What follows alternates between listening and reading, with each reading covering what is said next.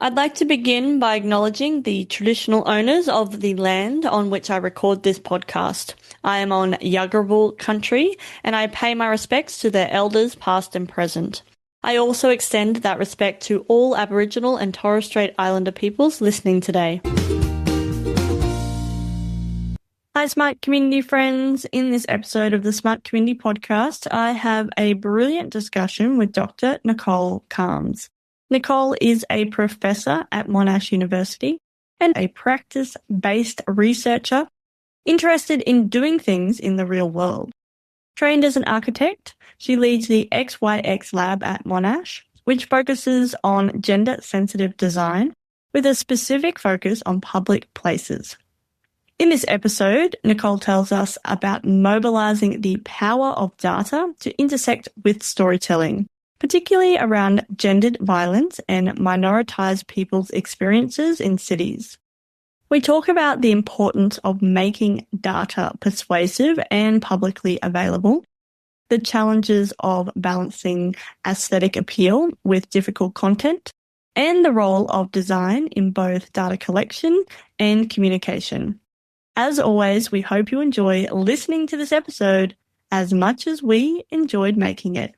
Welcome to the smart community, smart regions, smart towns, and smart cities. It's where we live, work, and play. With smart communities, the future starts today. Big data, smart mobility, emerging trends galore. The Smart Community Podcast is what you're looking for. Hello, Nicole. How are you today? I'm really well, Zoe, really well. That's so good to hear. Let's jump straight in. I'm so excited to have you on the podcast and for this interview. So can you please introduce yourself, tell us a little bit about your background and your current work? Yes, so my name's Nicole Kalms. I'm a professor at Monash University. I guess I'd describe myself as a practice-based researcher, which means I'm interested in doing things in the real world. I'm a designer, I'm trained as an architect, and so I lead a research lab at Monash, and we look at gender-sensitive design with a kind of specific focus on public places. So that's a really important piece of work that we do. A lot of our work is around thinking about women's experiences and the experiences of the LGBTIQ plus communities. So gender, public place, how can we make change, I guess, is how I describe the work that I do. Yeah, amazing. And Dr. Nikki and I have done some work together, which it was an interesting but also, really exciting project. Anyway, we can talk about that later. Okay. But okay, so you're doing projects, you're doing research. How do you use data visualizations or storytelling in your work? Yeah.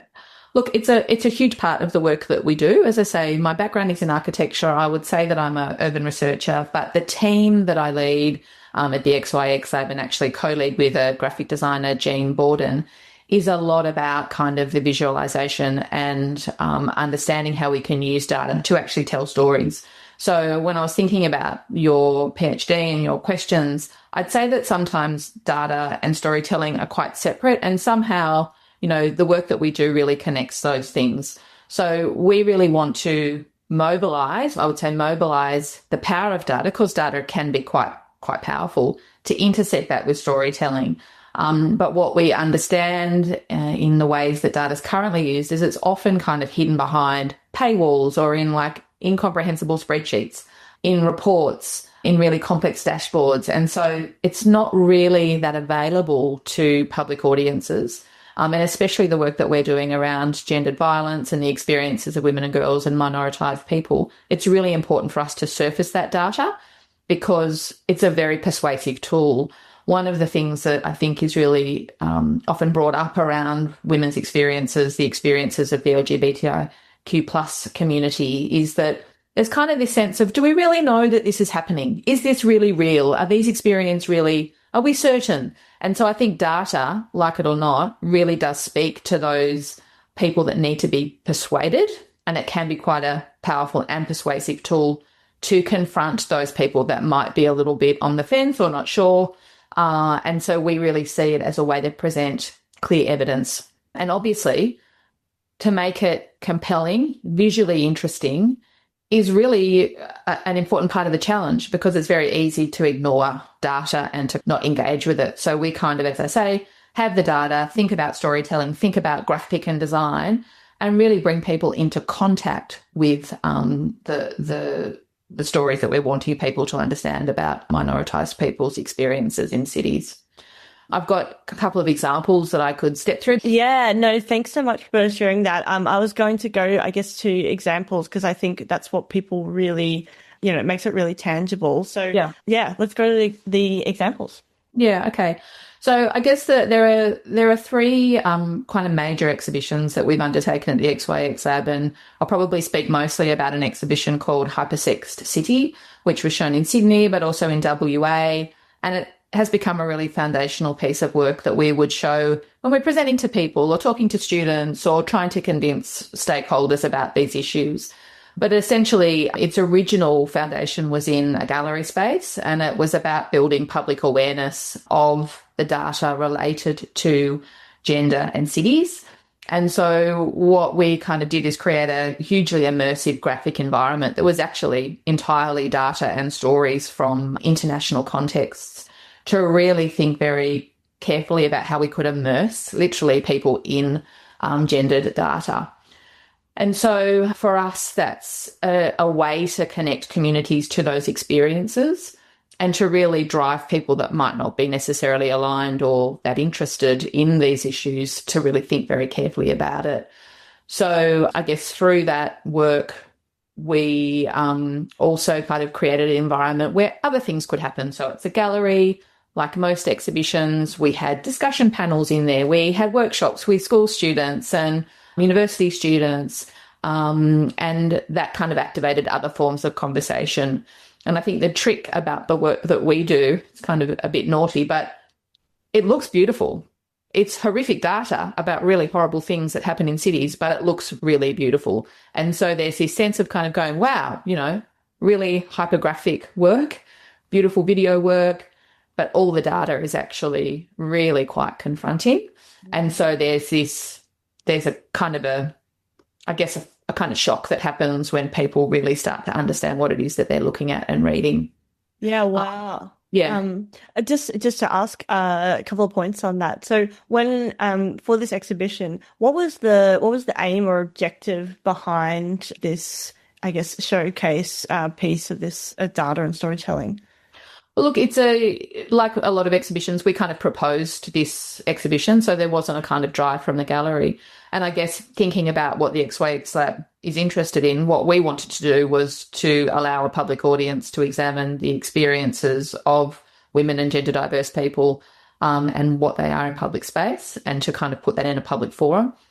We're really interested in thinking about the infrastructure of public space, so it's very much about urban spaces and typologies of space. So really illuminating how there's a relationship between, for example, public transport or trails and parks and the experiences of minoritized people, and to start to have conversations about that, so that we can bring people together in environments where there's a kind of need to have those conversations. So as I say, a discussion panel, workshops with people. It's ways for us to really examine these issues in the context of stories and real data from communities that will hopefully be served by the research that we do beyond that. Yeah, amazing. So let's go to the data. What kind of data sources were you bringing into this exhibition? So with Hypersexed City, what we did was to cross-reference data, international data sets, so peer-reviewed data from other researchers, and that was all intersectional. So we had kind of criteria for thinking about the experiences that were being surfaced in research around age or disability or indigeneity or ethnically diverse communities. And so we really kind of looked at a criteria around that. We also looked at a criteria around, was it about public transport or parks or trails or toilets? Or so there were kind of, we wanted to ensure that the data was reflective of diverse groups of people.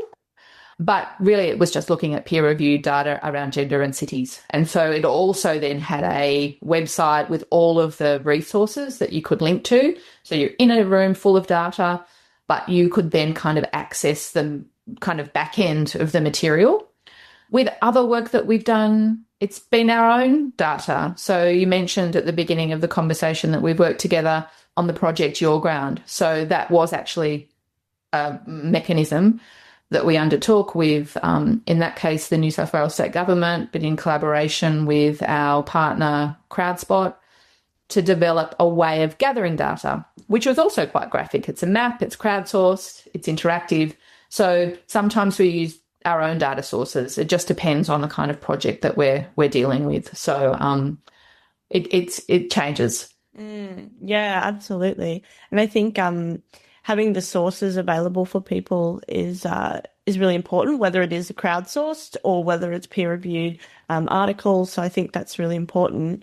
And even if people don't, I don't know, even if people don't go and have a look at them, that they know that they're there, so they can if they need to. It's an interesting kind of trust building and transparency building exercise as well. Yeah, I agree. I totally agree. And it's also a way for us to bring together the community of researchers like XYXLab who are also in this space, because like any form of research, I'm sure it's the same with your PhD, you're constantly contextualizing yourself in the people that are also doing research in similar aligned areas. And to be able to show the value of that work is really important. So the kind of, we called it a repository, was really important. And actually you could contribute a paper to the repository as well. So it was almost like a crowdsourcing research repository. Anyway, you can do that online and we can put links, etc. It's fantastic. Yeah, let's put links for sure. Now, going to the design element, we've talked about that a little bit already, but give us a sense of what the design, like when I step into this exhibition, what would I be seeing? What would I be feeling, touching, perhaps? I don't know. What would I be seeing? What design elements would really come at me?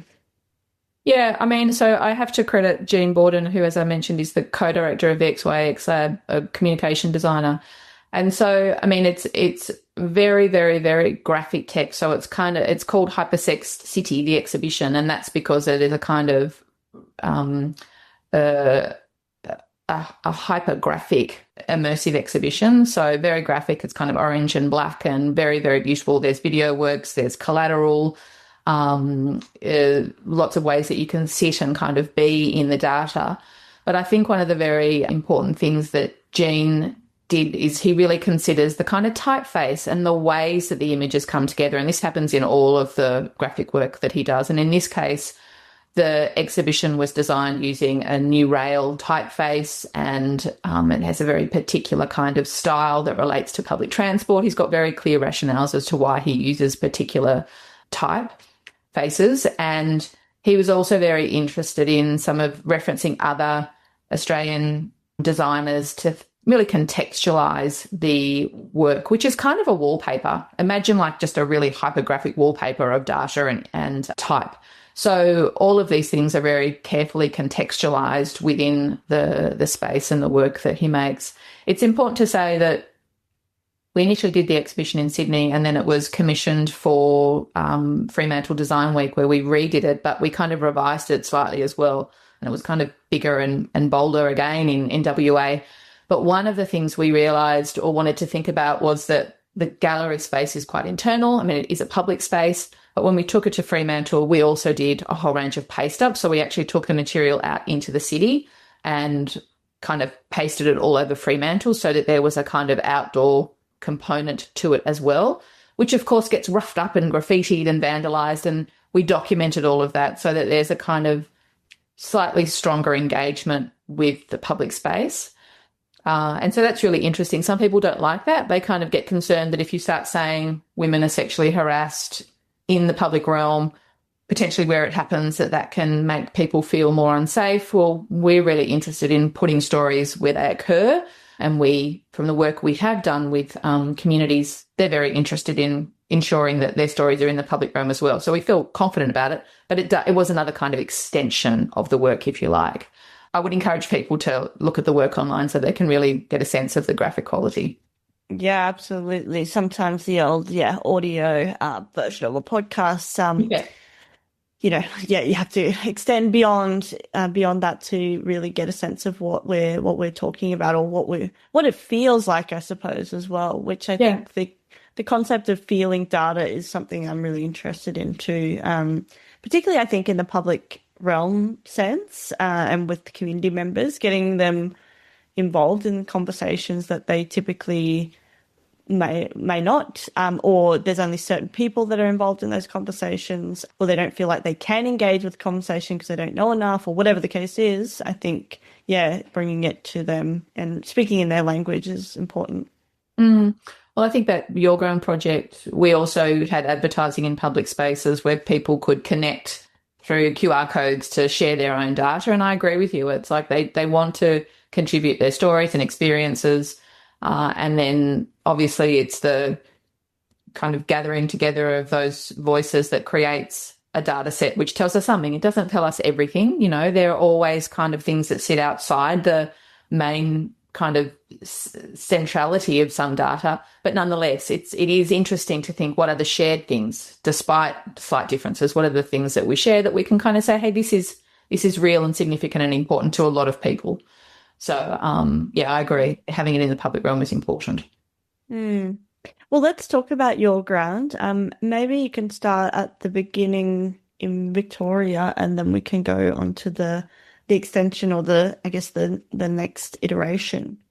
So Your Ground is a collaborative project that the XYX Lab initially developed with CrowdSpot. They're a long-term collaborator of XYX Lab. We've done previous data collection works with them, but this was quite a specific partnership, where in 2021 we kind of came together and thought, how can we kind of engage local government organisations in collecting data around the experiences of women and gender diverse people with a particular relationship to public places and spaces.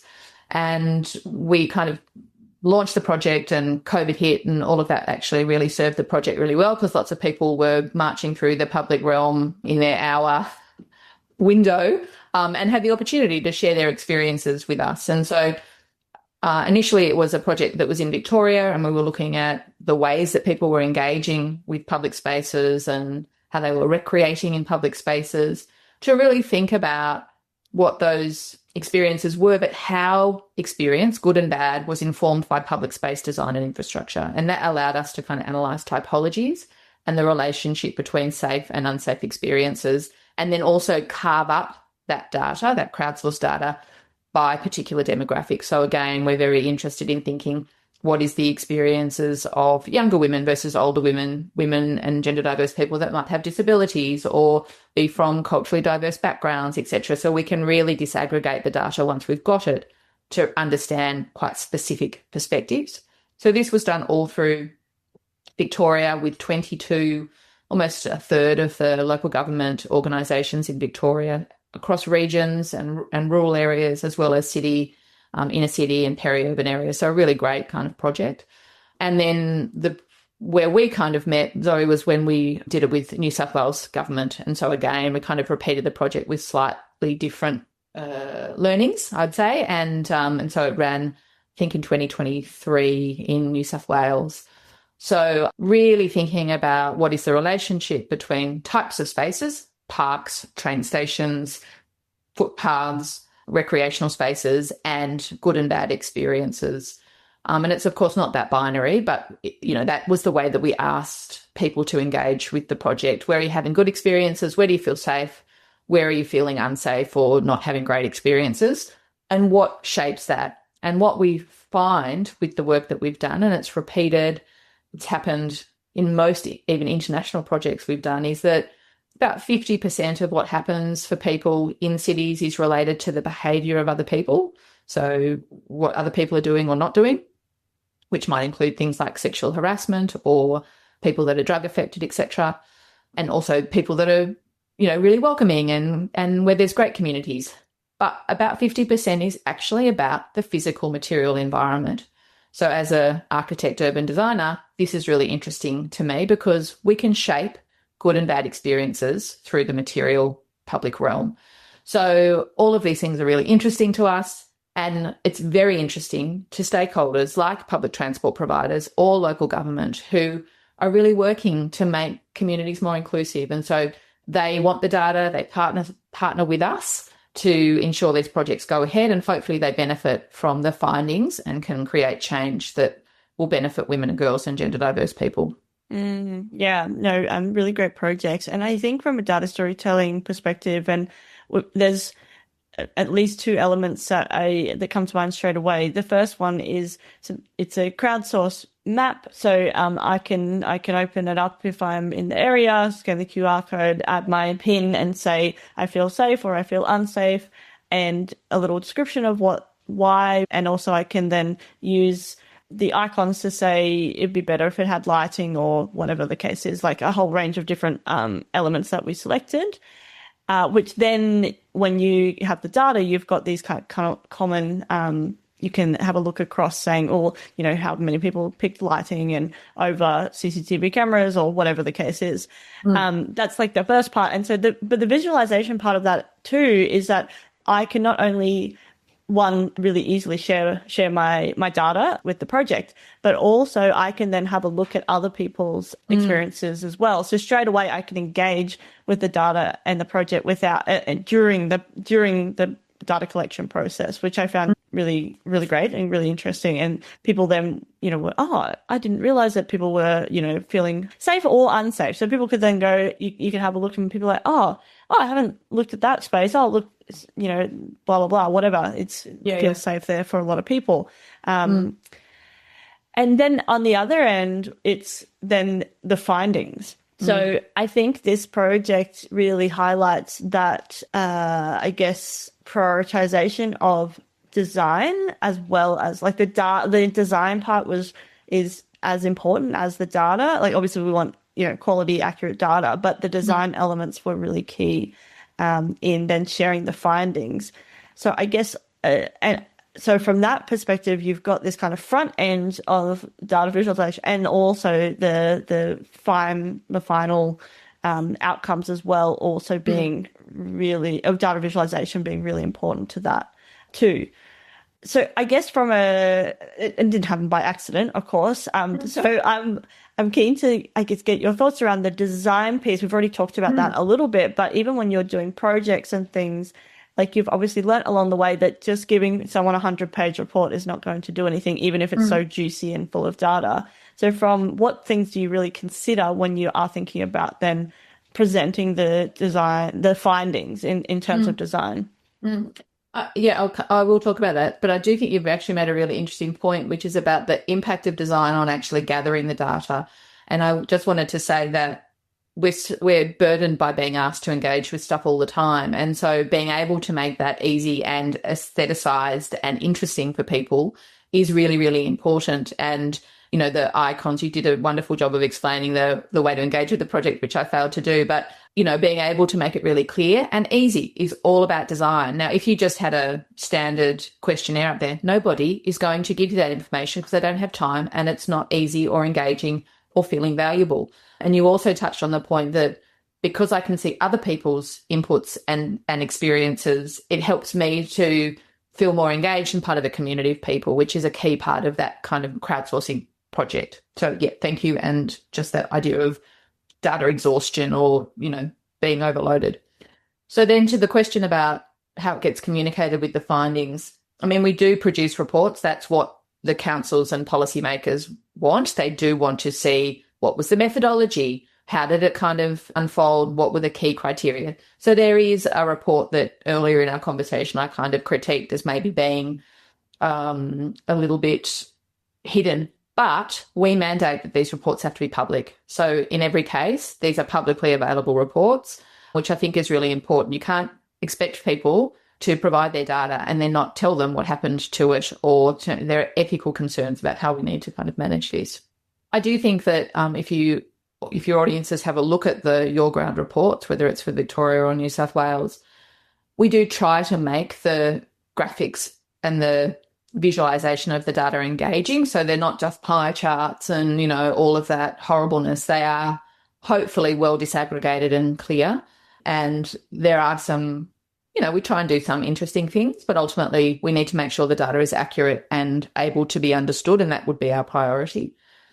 I think that what we also do is it's not just a report. So it's really important that when we're speaking about our work, and I think that the clients that we do these projects for, hopefully they go and use that information, they've then got slide decks where they can clearly talk about the report. So it happens at multiple levels.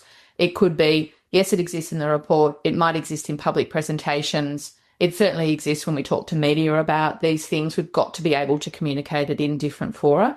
And so that's a huge part of how we might disseminate and help the data get out there. Yeah. Because even I was thinking from beginning to end, we had, and this is more about like branding and things like that, but there was assets that you could tell even if you just saw it at a distance, oh, yep, that's the Your Ground. For Victoria, that one's for New South Wales, but then you can go deeper. And so a lot of this, like, some of the time the data, I think this is one thing that was, I guess, really great about the project. You can look at a graphic or whatever, and it's got a really simple piece of data. And that's not and you said earlier around, it's not the whole data set, but it tells you one thing. And then you see that as like one asset, but it's an interesting asset. You're engaging with it. It's not too much cognitive load. But then when you piece that together in the full story, you can start to build on those one at a time. So it's that kind of weaving of the data and the design elements, but not just, oh, well, it's this color and it's this whatever, but also how as humans we can absorb it and our different levels of, literacy levels, I should say, data literacy levels. So I think that's important. And the other ones, we're thinking about the language that we're using, not just in, whether it's in English or Mandarin, but it's in a language from a data literacy perspective that the community can understand as well and engage with easily. Like everyone, they can probably understand it if they took a lot of time, but like you said earlier, we don't have time to engage in, if it's a boring looking Google form or whatever.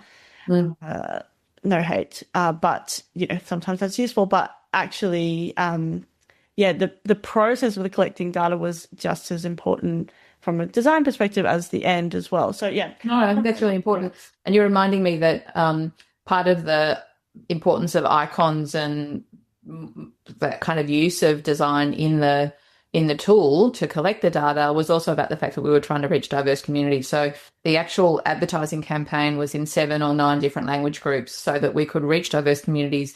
But the app itself wasn't all translated from English. There was a way that you could share if you wanted to in your own language. We made that available. But what was important is when you got to the app, if you were from a diverse language group, it would still pretty much be able to be engaged with through the iconography, and that certainly needed to be simplified, not just for that reason, for lots of reasons, but because people are time poor, they might be younger or have different levels of, as you say, literacy. So all of those things we always need to improve on, but they're certainly things that we're conscious of and wanting to do better in and make sure we're getting diverse perspectives.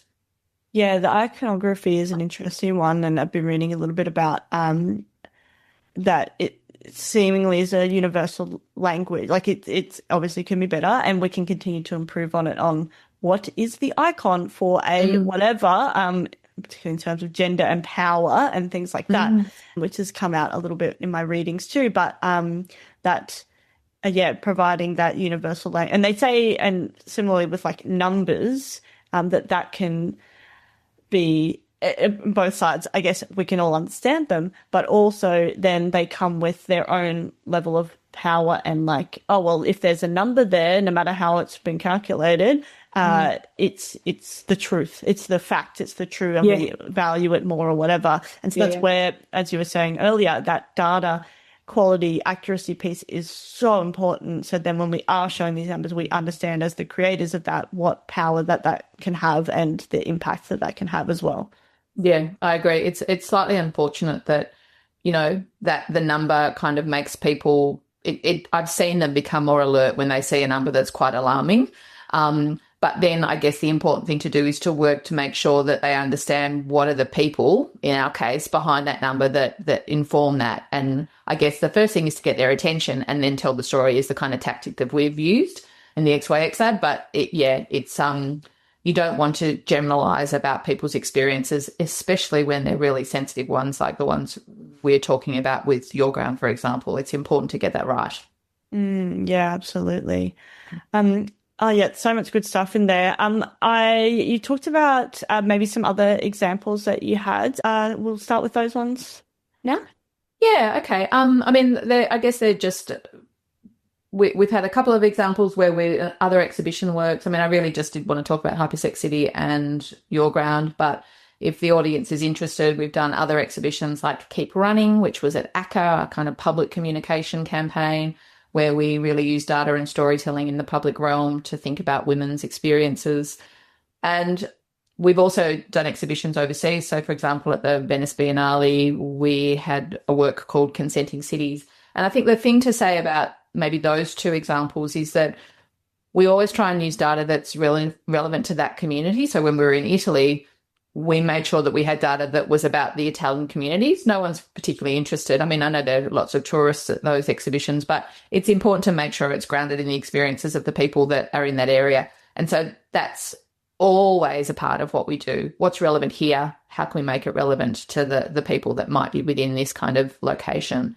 So, there are a couple more examples that your listeners might be interested in having a look at. They're all on our Monash University XYXAD page. Yeah, great. And I think we'll definitely put the links in the show notes, but bringing in that context of the place, I think, is really important. That when we can't just necessarily move drop, I guess, Your Ground Victoria to Your Ground New South Wales. Obviously, there were so many things that we could use, and it's scalable that way. But then we need to then situate ourselves in New South Wales when we're then talking about that circumstance. And I think for the community as well, if we start to bring the data to them, how can they relate to that? And maybe it's not their data, but thinking about that context and that common ground that they have with that data, like getting their attention, as you said, and I think that's a really key component of when we're thinking about why does it matter to the audience.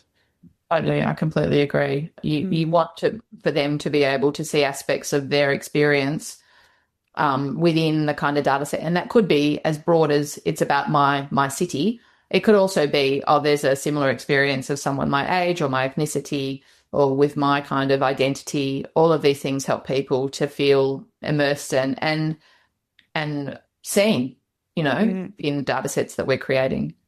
Yeah. Yeah, absolutely. Well, let's talk about audience a little bit more. You've already talked a little bit about how we consider, our audience and the things that we might shift and change. But broadly, how do we consider our audience when we do create these data visualizations and stories?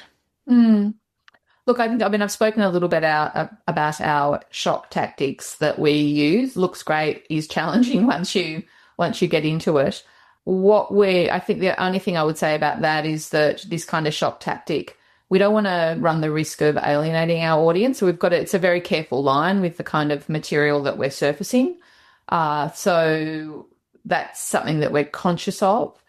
I think maybe the thing that I haven't touched on so much is, a lot of the time we're being commissioned by government organisations or NGO partners to undertake this research, but it's because there's a form of advocacy that needs to be done. And so, again, I just reiterate that often we're presenting data to people that aren't particularly interested in the experience of women and girls or the LGBTIQ plus community. And part of the job that we're doing is actually saying, hey, this is something that you need to care about. And just to restate that the data and statistics and making that visually compelling is a way that we can get them engaged. And so our audiences are often people that might be in government, people that are running public transport organisations that are kind of maybe thinking about gender as a box to tick. And so really helping them to understand the data in the first instance, but the stories, as I said, that sit behind that to get empathy and engagement is a really key thing of what we need to be doing. And that's not always easy, but this is the approach that we take. Yeah, absolutely. And I guess from your perspective, in terms of impact, what things are you looking for or measuring when you think about having that impact, whether it's, I guess, research or with a client? Well, ideally, for example, with the Your Ground project, and we're setting it up now, we go back and we repeat the data collection to see what the change is.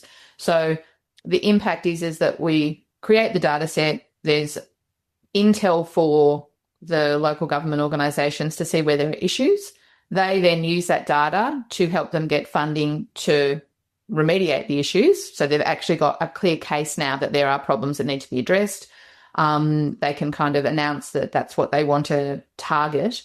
And then we go back and we remeasure it to see if the experiences have changed.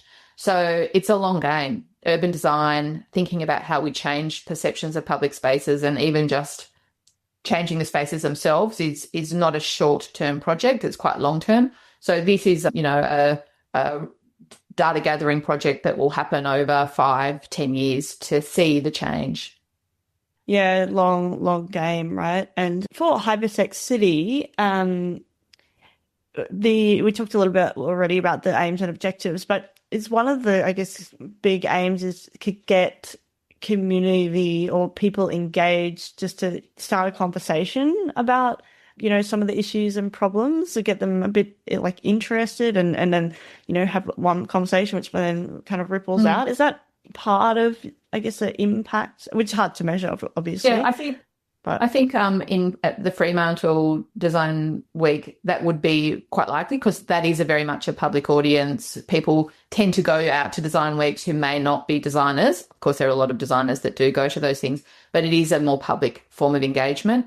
And so I think all of those panel sessions and workshops would have had people from the general public curious about the issue who wanted to engage. So I think, yes.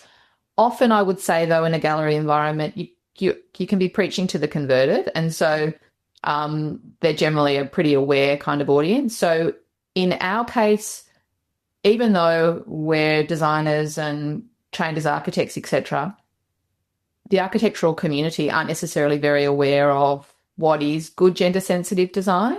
And so often we have people who are in the design industry who are coming to find out more about how they can do their work better. So, and that's fine. I think that's great impact. They're the people that are designing public urban places and spaces. So sometimes it's general audience, sometimes it's professional audiences. Often with the discussion panels we have, they are kind of the communities of designers and architects and urban designers coming to engage more deeply with an issue. So we can certainly do better about getting it out to very wide audiences. I think there is a need for that. Yeah, and I think, I don't know, I think that's a great impact if somebody then changes, even if it's really small, about the way they're designing buildings, that can have a huge impact, or public spaces and all of that kind of thing. And we see that with, how we used to design footpaths or whatever, and now we've got wider footpath. There's a terrible example, but something else that, Yeah. and even like how we learn, I think from a gender sensitive perspective, we learn a lot about that. It's not just about like brighter lighting, for example, or CCTV, having cameras around. There's so much more in that, and you can do so much more just with, as you were saying, the urban form. I think the impact we'll see is physical spaces literally changing over time as well. No, I agree. And I mean, we've got great examples in places like Vienna where they have had those more gender mainstreaming practices in place for a couple of decades now, longer. And we do see that gender equity changes, that accessibility and mobility changes, that there are more intergenerational spaces, that there is more diversity of people within public places because of the built environment. It's really clear. So that's where we're headed. Yeah, totally. And yeah, exactly what you just said around, we can see the mix change and people staying longer and all of those type of things too. No, that's great. Any other, I guess, impactful data visualizations or stories that have left an impression on you, and whether you've been involved or whether you've seen them in the wild? Any examples?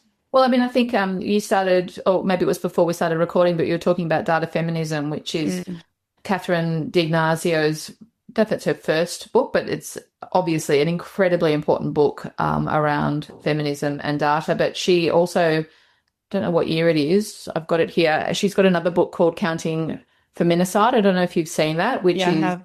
I mean, it's such a horrific topic, but essentially she's kind of saying that what isn't counted doesn't count. And so this is all about a systemic failure to understand the intentional murder of women and girls because of their gender. And it is just a absolutely important book. And she presented at the last Living Cities Forum and was just outstanding. I mean, what an incredible scholar.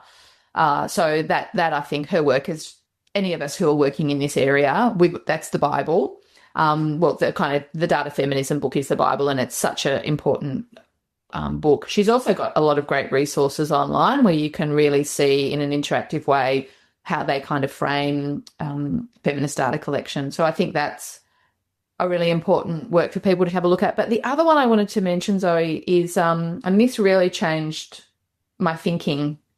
So I don't know if you know the book Queer Data, which is by Kevin Guan. Do you know this book? I have heard of it, but I haven't read it yet. Yeah. So this is just an incredible, absolutely incredible book. But what it talks about, which I think is really interesting, is obviously it's about data in terms of gender, sex and sexuality and activism. But what Kevin does is to kind of bifurcate. He kind of says that there's like gathering data about queer things, queer people, all of that. But there's also the potential to queer data as a kind of way of, as a kind of method.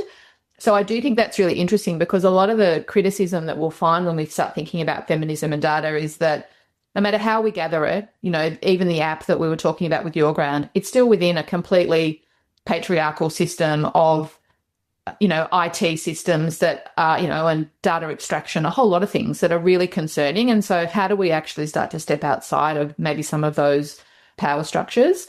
And so I do think that that book is a really interesting one in terms of how we can really think about what it means to collect, analyse queer data and the kind of benefits and challenges of doing that. So he is kind of giving some tools for action about queer identities and instruments for informing decisions. Great book, highly recommend. So it would be my two things. Thank you. I will add that book to my reading list. I have many data books on my reading We got list, a few. but it has been on my radar. So I will definitely add that, because data feminism. So I started with Invisible Women.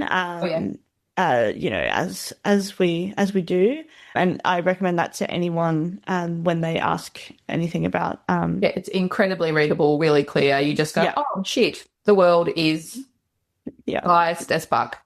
Yeah. Yep. Absolutely. And I also like data feminism because then there's something you can do about it, you know. Yeah.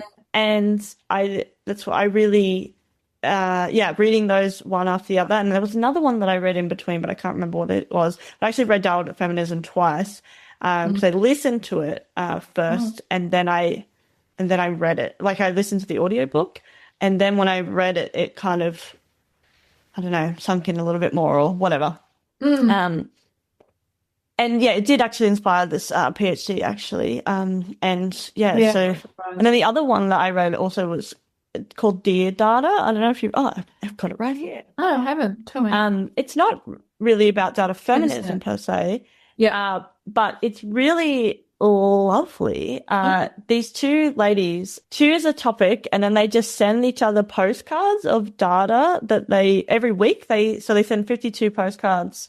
You probably really like it. And I would. It sounds like a artwork in a way. It is an artwork, yeah. So one of the ladies did it that way, and then the other one did it this way. So and they chose like the legends and everything. Love it. And they didn't know like what the other one was doing, and so then it's the same data, different, like their version and the other one, but so it's really cool. Oh, great! So they kind of do it without not talking to each other, and then they bring them together. I love this. Oh my again, these are two of the same data that's collected, but they've done it in two different ways. Anyway, I'll send you the link. Yeah, great. A friendship in 52 weeks of postcards, and what I like about it, and I was talking to somebody else on it, is that it's like data that it's not like it's very personal data, and like it doesn't matter to me, right, reading it, but I find it really interesting. And then but it can then spur an idea for me to collect data in a different way, or to think about something differently. Like, oh, I never thought about how many people I interact with. Maybe I'll start to think, I don't know, whatever. And I think if we think about data as more of this, doesn't have to be this like hard thing. We have to like it absolutely is that we make decisions on it and whatever, but also we can play with it. What else? Yeah. What else could happen? Yeah. But in a way, I mean, I don't know if Kevin would agree, but it is a kind of querying of data. It's kind of operating outside at liminal edges. I mean, I haven't looked at the book, but I agree. I think that there are ways, whether it's what you're collecting the data about or the way that you're visualizing it,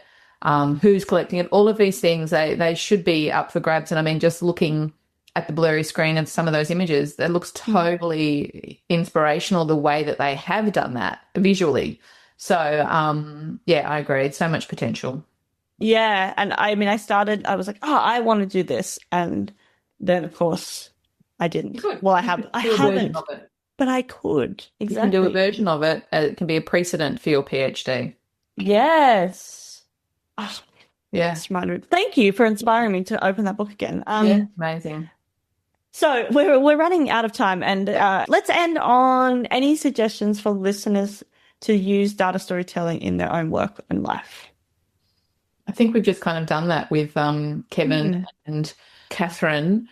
I think, you know, one of the things that we've just kind of spoken about is the potentials to kind of break data out of some of its conventions, and it kind of gets a bad rap. So I do think that looking at ways, whether it's through, you know, thinking about how to queer data or what you think is relevant data, is a really interesting thing. So to go back to that point that Catherine makes about the counting feminicide book, is that if what isn't counted doesn't count. And so if there are things that you feel are important in your, not you, Zoe, but anybody feel are important in the world, in their lives, in their forms of activism, then count it, you know, and it doesn't have to be in that kind of boring way. There are lots of sources of rethinking the ways that we might visualize it, how we might communicate it.